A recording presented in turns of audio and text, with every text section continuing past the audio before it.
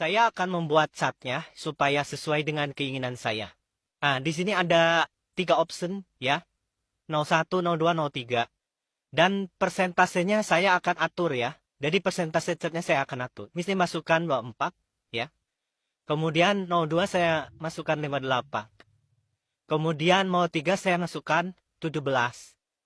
Ini chartnya sudah terbentuk dan saya masukkan, ini kan awalnya kosongnya. Saya masukkan 2000 untuk suratnya.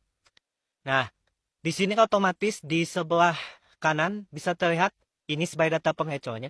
AM 01 dapat 17, 37, kemudian 34 dan seterusnya bisa dicek ya.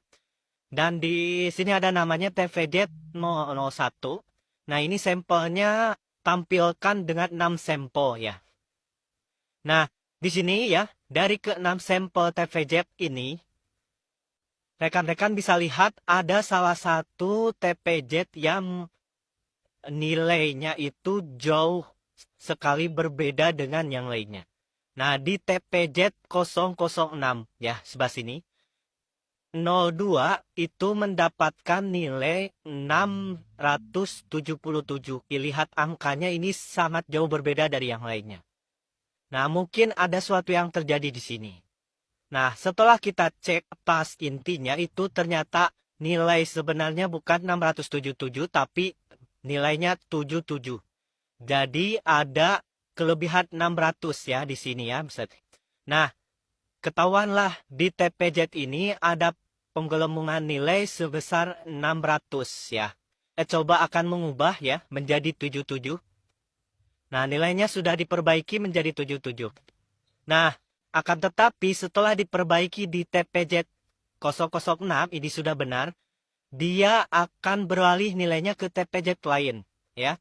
Jadi yang 600 di sini kelebihan akan lari ke TPZ 005. Kita coba ubah lagi setelah ketahuan ya. Kita ubah lagi menjadi seperti yang sebelumnya 126. Nah, dia lari lagi ke TPZ 004 ya. Otomatis ketahuan lagi kan? Kita ubah lagi menjadi 73 ya. Karena sudah ketahuan ya. Ya. Dan seterusnya sampai ketahuan diubah lagi ya. Dan seterusnya pindah lagi secara random ya. Jadi secara random dia akan terus berpindah ya. Yang warna kuning terus berpindah.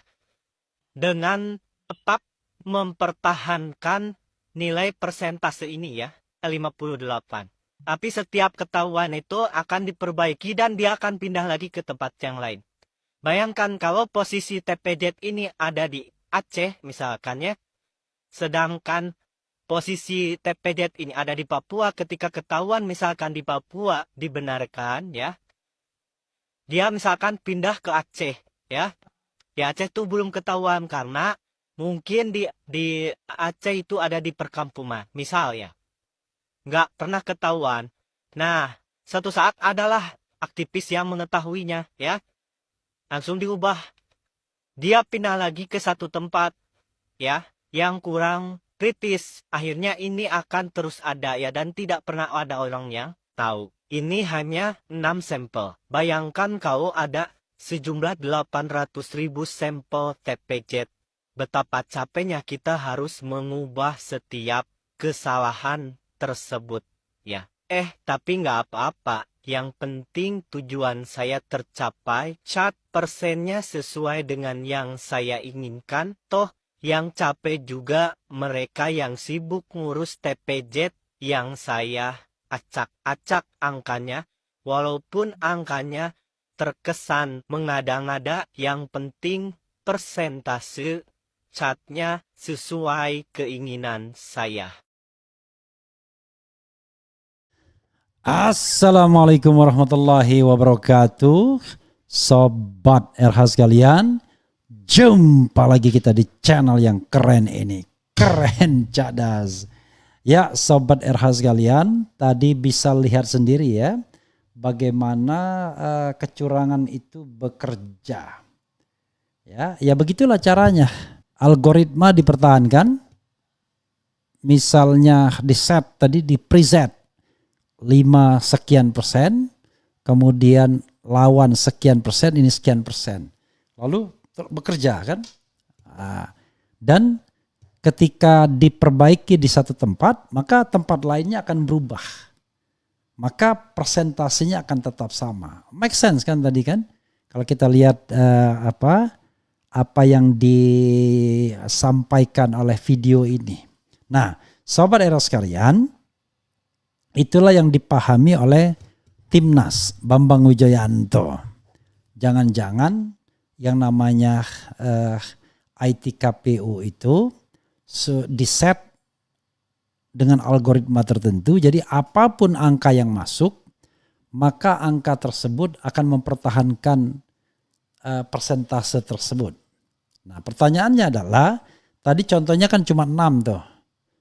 Ya, kalau misalnya kita tidak pakai contoh, lebih 800.000 TPS, kira-kira bagaimana kita bisa mengeceknya satu-satu kalau dia lari-lari terus? Kalau dia lari-lari terus ya. Jadi jumlah TPS itu 823.220. Khusus di dalam negeri 820.161. Nah, pertanyaannya adalah kalau misalnya lari-lari terus, gimana caranya? Kan this is the question sesungguhnya. Ya, Sobat Era sekalian, itulah yang dimaksudkan sebagai algoritma yang mempertahankan keunggulan persentase tersebut. Jadi angkanya diperbaiki, yang tadi 600 tadi ya, lari ke tempat lain. Begitu diperbaiki di tempat itu, lari lagi angkanya ke tempat lain. Jadi persentase tidak akan berubah. Itu yang kemudian dicurigai dalam tanda kutip oleh tim. Jadi mohon, ini kecurigaan yang ya kira-kira masuk akal lah ya. Bukan kecurigaan yang dibuat-buat, masuk akal. Gitu Sobat Era sekalian ya. Karena itu ya tidak ada cara lain, harus buka yang namanya IT KPU itu. Jangan dibiarkan saja IT KPU seolah-olah tidak terjadi apa-apa. No.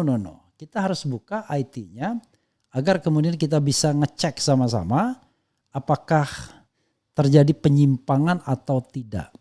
Itu masalahnya Sobat Era sekalian. Jadi bukan karena kita menuduh tidak ada dasarnya, tetapi ini adalah sebuah cara ya untuk melihat bahwa ada persoalan yang melingkupi ini semua. Ya, ada persoalan yang melingkupi ini semua.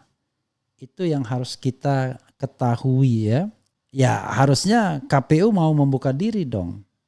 Jangan dia tidak membuka diri. Karena ini persoalan yang menurut saya sangat serius ya. Sangat serius.